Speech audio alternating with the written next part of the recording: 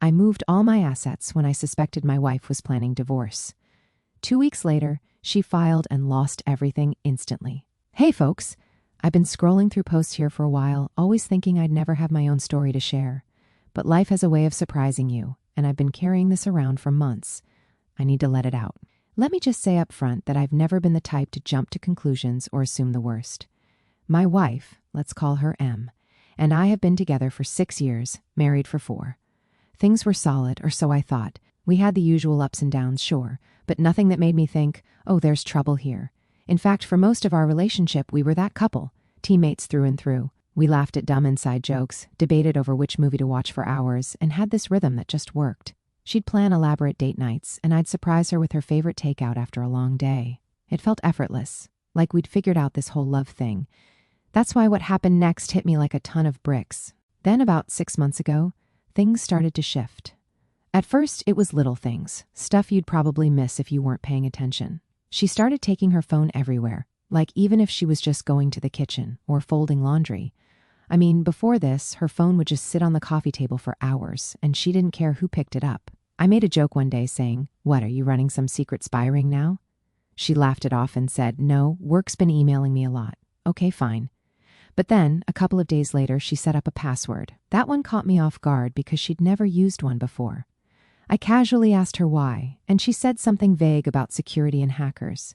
I didn't push it because I didn't want to sound paranoid, but something about it just felt off. It didn't stop there. She started stepping out of the room to take calls, something she never used to do. It wasn't subtle either. Her phone would ring, and she'd be like, "Oh, let me just grab this real quick," and disappear into the bedroom or out onto the porch. If I asked who it was, she'd just say, "Just a friend from work." Then there was this habit she picked up of keeping her phone face down on the table. I didn't even realize it was a thing until one day I reached over to hand her something, and she quickly moved her phone out of the way. It was one of those blink and you'll miss it moments, but it stuck with me.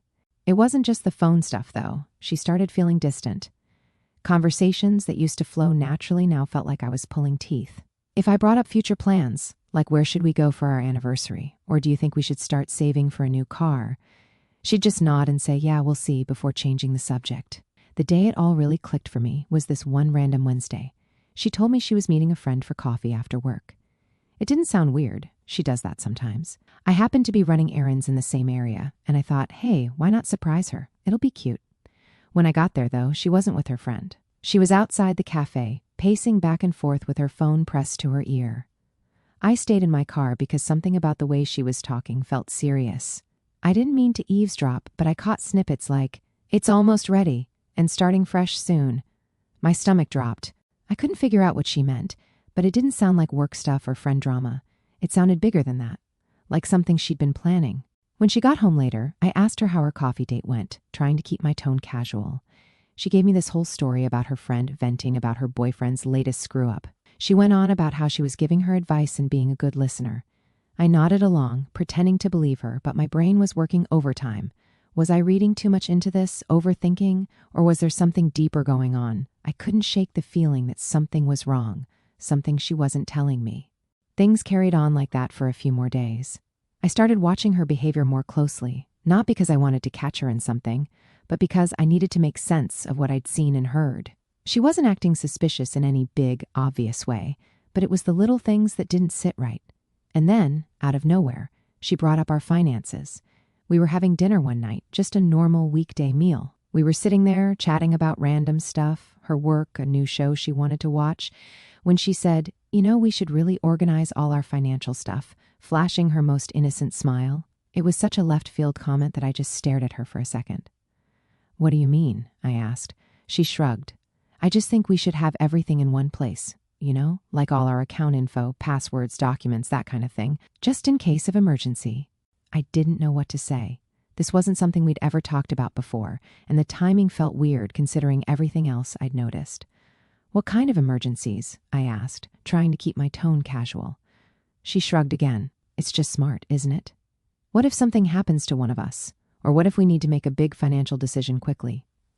Her explanation made sense on the surface, but something about the way she said it put me on edge.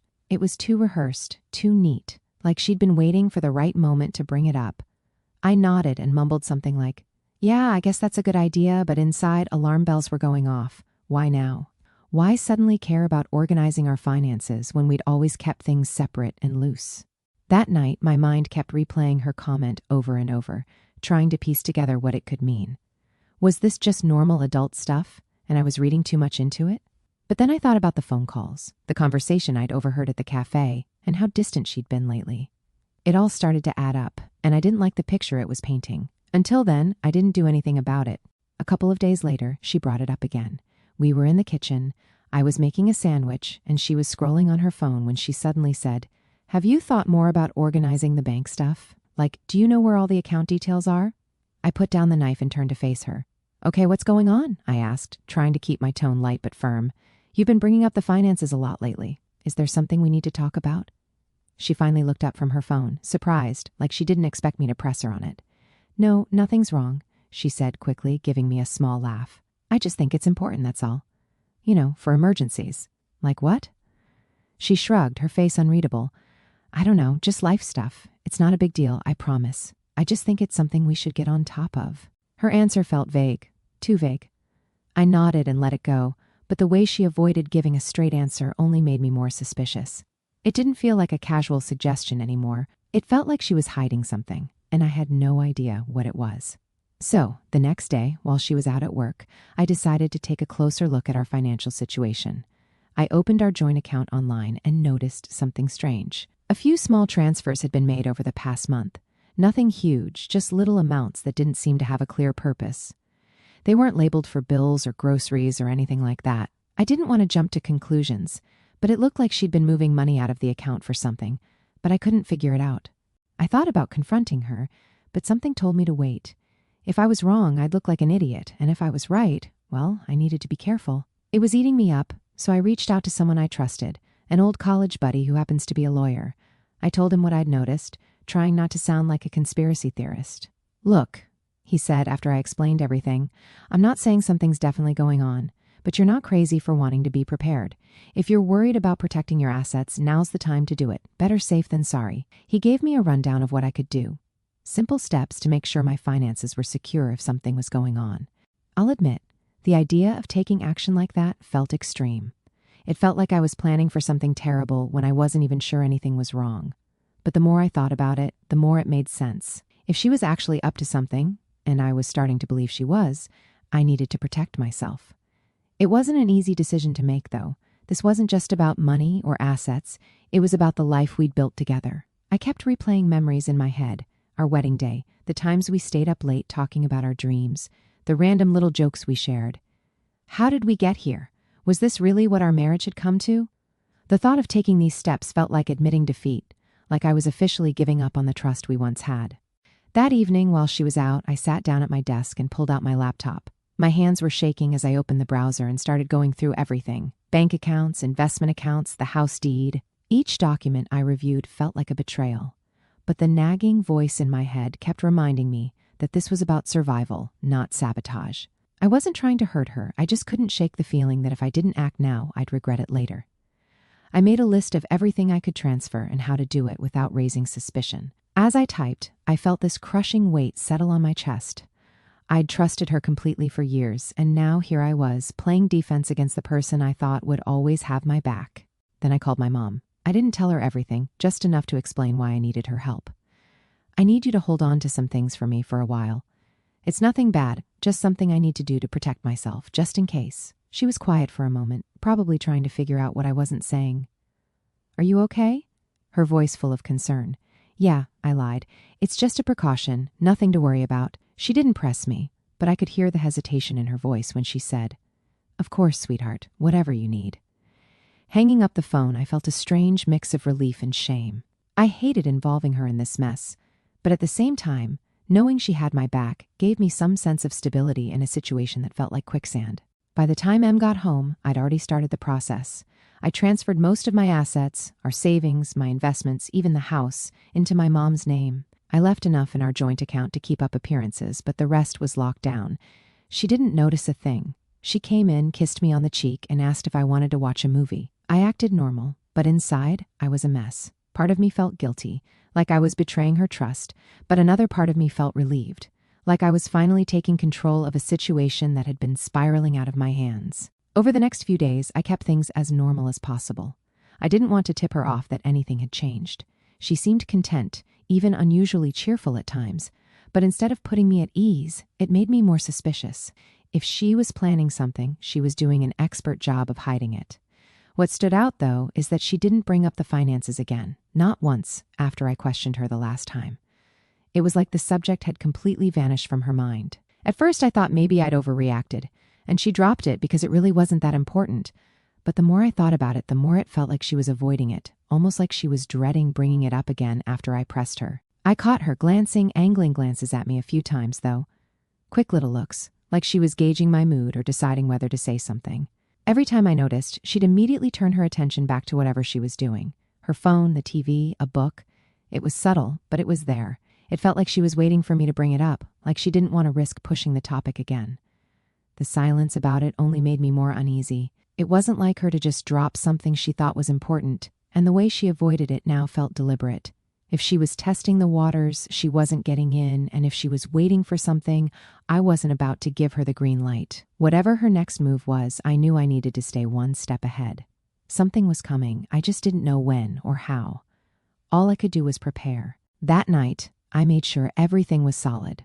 I went over the paperwork again, double-checking every detail of the asset transfers to my mom. The house, the savings, the investments, everything was legally in her name now, locked in a trust that couldn't be contested. I even called her to confirm she had all the documentation on her end. 2 weeks went by, and things seemed normal. Too normal, actually. She was acting more affectionate, even initiating conversations about random stuff like work or what we should eat for dinner. It threw me off because for months she'd been distant, avoiding anything deeper than surface-level talk. Part of me started to wonder if I'd been overreacting all along. Maybe the weird behavior was just stress or something I couldn't understand. But then, on a random Friday night, she sat me down on the couch, turned off the TV, and said, "We need to talk." My stomach immediately dropped. I knew what was coming before she even said it. "I think we should get a divorce," she said, her tone so calm it felt rehearsed. It wasn't angry, and it wasn't emotional, it was just cold, like she was telling me we'd run out of milk. I stared at her, unsure how to respond, as she launched into her reasoning. She talked about needing space, wanting to figure herself out, feeling like she'd lost her identity in the marriage, standard breakup lines that didn't actually explain anything. But then she said something that hit differently. "You know, I've made a lot of sacrifices for you over the years, and I don't think you really appreciate them. I deserve more." That last part stung. It wasn't just about her wanting out. It was about her framing this like I owed her something, that all of this was my fault, and she was just claiming what was rightfully hers. I sat there, trying to process what she was saying, but a new question kept bubbling to the surface. Why now? Then she dropped a line that made everything start to click. "A friend of mine has been helping me see things more clearly," she said, not meeting my eyes. A friend. I stayed quiet, letting her talk, but my mind was racing. Who was this friend? Why were they involved in my marriage? The way she said it wasn't casual. It sounded like someone had been hyping her up, convincing her that leaving me wasn't just an option, but some kind of strategy she needed to execute. And the more she talked about how she deserved more because of her sacrifices, the more I couldn't believe what I was hearing. Sacrifices? What sacrifices? She had been happy with me, or at least that's what she always said. I'd worked hard to give her the life she wanted. And I wasn't just talking about money when she wanted to move closer to her job. I agreed, even though it meant a longer commute for me. When she wanted to take that expensive yoga retreat last year, I made sure we budgeted for it, even skipping a vacation I'd been looking forward to so she could go. I supported her when she switched careers twice, telling her it was okay to take the leap because I wanted her to be happy. I thought being a good husband meant putting her first whenever I could. And it wasn't like I was some inattentive, distant partner. I showed up. I remembered anniversaries and random little things she mentioned liking. I planned date nights when she said she was feeling stuck in a rut. I listened to her vent about work, her friends, her family. I didn't always get it right, but I always tried. That's what made her "I deserve more" line sting so much. I didn't buy it, not for a second. She wasn't unhappy because of anything I did or didn't do. She was unhappy because something had changed in her. Maybe it was this friend she kept bringing up. Maybe it was something else. But the person sitting in front of me now wasn't the woman I married, and I wasn't going to let her rewrite the story of our marriage to suit her new narrative. I didn't press her in the moment. Instead, I nodded and said something neutral like, "If that's how you feel, I guess we should figure out the next steps." She looked surprised that I wasn't arguing or begging her to stay, but I didn't care. My focus had already shifted. I needed to know who or what was behind this sudden, calculated shift in her behavior. This wasn't just her waking up one day and deciding she wanted out. This was something bigger, and I wasn't going to let it blindside me any more than it already had. After that conversation, she moved into her own apartment. By Monday, I got the divorce papers, and let me tell you, they weren't just about ending the relationship. They were about taking everything. Half the house, my savings, my investments, the car. She wanted all of it, plus some vague clause about spousal support that made no sense given her solid income. It was like she was swinging for the fences, expecting me to roll over and hand her everything I'd worked for. At first, I thought it was just her being vindictive, but the way she'd framed her demands, so detailed and aggressive, reassured me there was someone coaching her through this. So I started digging. It wasn't like I could just ask her who she'd been talking to, so I had to get creative. I started with her social media. She hadn't blocked me, and while she didn't post often, I went through her tagged photos and comments, looking for anyone new. That's when I noticed a pattern. Someone named Jake kept liking and commenting on her posts. Nothing inappropriate, just enough to make me pause. I clicked his profile, and it was public. He didn't seem like much at first glance, a guy in his 30s who worked in marketing, judging by his bio. But as I scrolled through his feed, I noticed something strange. He'd posted a photo at the same cafe I'd seen her at weeks ago. On the same day, I overheard her talking about starting fresh. My stomach churned as I kept scrolling. There were more subtle hints. A comment on one of her posts saying, "You've got this," and a selfie he'd posted from what looked like her new apartment. None of it was concrete proof, but it was enough to make me suspicious. I wasn't sure what to do with this information, but I knew I couldn't just sit there and wait for answers to fall into my lap. Her mention of a friend helping her through things had stuck with me, and I needed to know who it was. I decided to call one of our mutual friends, Lisa. She and my wife had been close for years, so if anyone knew what was going on, it would be her. I kept the conversation casual at first, just asking if she'd talked to my wife recently, or if anything seemed off. Lisa responded quickly, saying she didn't know anything about a friend or any advice. I asked a few more questions, trying to probe, but she shut down the conversation defensively, saying she really couldn't help me. The whole thing felt rushed, like she was trying to avoid getting involved. Not ready to give up, I called another friend, Emily. I went through the same routine, explaining that I was just trying to make sense of everything. At first, she seemed hesitant, dodging my questions with vague answers. When I pressed her a bit more, she ended the call abruptly, leaving me more suspicious than ever. I sat there, frustrated, trying to figure out what my next move should be. Then, to my surprise, Emily called me back. She told me she needed to make sure whatever she said wouldn't get back to her. I promised it wouldn't, and after a long pause, she finally told me what she knew. Apparently, my wife had been spending a lot of time with someone named Jake, someone she'd met through work. Emily said she didn't know much else, but from what she'd heard, Jake was deeply involved in the advice my wife was getting about the divorce. Hearing that name felt like a piece of the puzzle clicking into place. Now it was clear. This wasn't just about her needing space or finding herself. Someone else was in the picture, steering her decisions, and I was determined to find out why. I decided to confront it in my own way. That weekend, I drove to her apartment building and parked a block away, hoping to confirm what I already knew. Sure enough, a couple of hours later, she walked out of the building with Jake. They didn't hold hands or anything, but the way they walked together, close, leaning in to talk, was enough. They got into his car and drove off, leaving me sitting there, staring at the space where they'd been. I didn't follow them. I didn't need to. At that moment, it was clear she hadn't just fallen out of love with me. She'd been planning her exit with someone else, and now it all made sense. The sudden distance, the financial questions, the aggressive demands in the divorce papers. She wasn't just leaving me, she was leaving me with nothing. And she had someone backing her every step of the way. I went home that night, my mind spinning with everything I'd learned. The betrayal stung, but what hurt more was how calculated it all was. She was using the divorce as a stepping stone for whatever life she was building with Jake. But she had no idea what I'd prepared for her. The first mediation session was tense from the moment we walked in. Her lawyer showed up with a folder so thick it looked like they were filing a lawsuit against a Fortune 500 company. He started going through her demands like they were completely reasonable. Half the house, the savings, my investments, the car, even some additional nonsense about spousal support. I stayed quiet, pretending to listen, but I was waiting for my lawyer to make his move. When it was finally our turn, he calmly slid a stack of documents across the table and said, "Before we proceed, I think it's important for everyone to review these." Her lawyer picked up the papers, skimming through them. His confident demeanor shifted quickly as he flipped the pages, his brows furrowing deeper with each one. "What is this?" he asked, looking up. "These documents show the transfer of all major assets into a trust under my client's mother's name," my lawyer explained, his voice steady. "The transfers were completed several weeks before the divorce filing, and the trust is fully legal and irrevocable." The room went completely silent.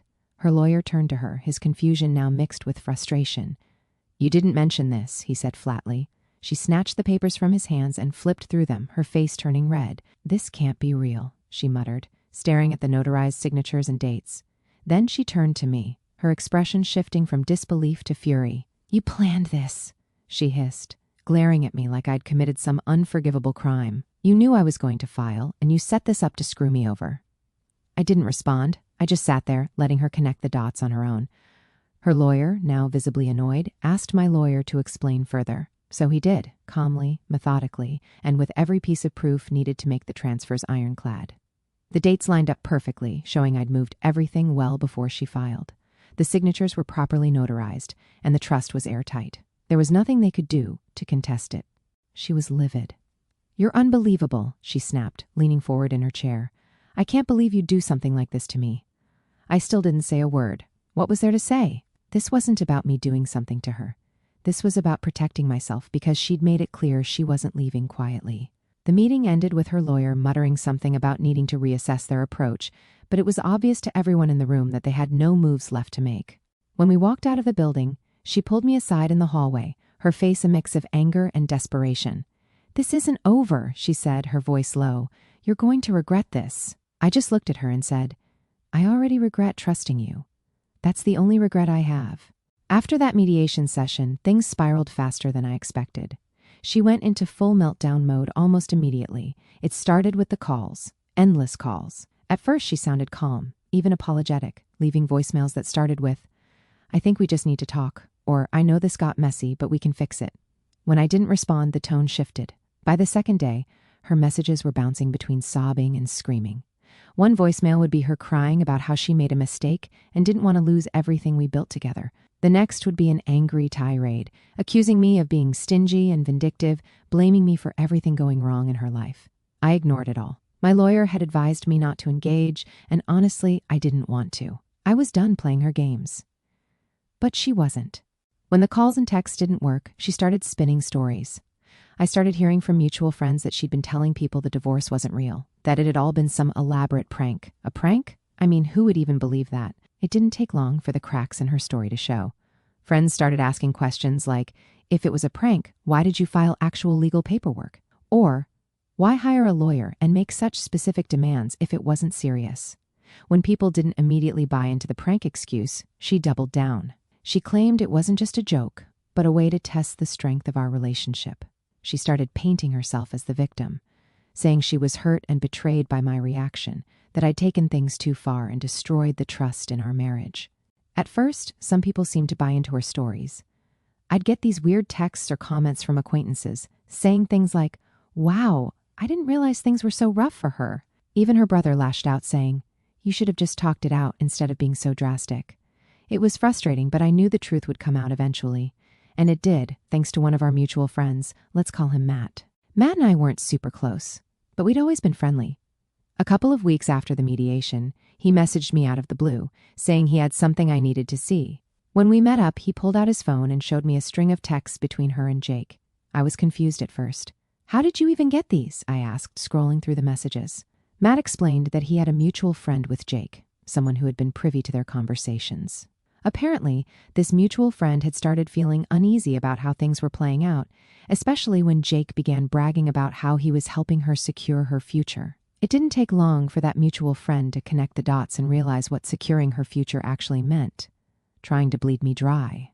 Feeling guilty about staying silent, the friend took screenshots of the texts and shared them with Matt, knowing he had a better relationship with me and might be able to warn me. "This guy's been playing both sides," Matt said, shaking his head.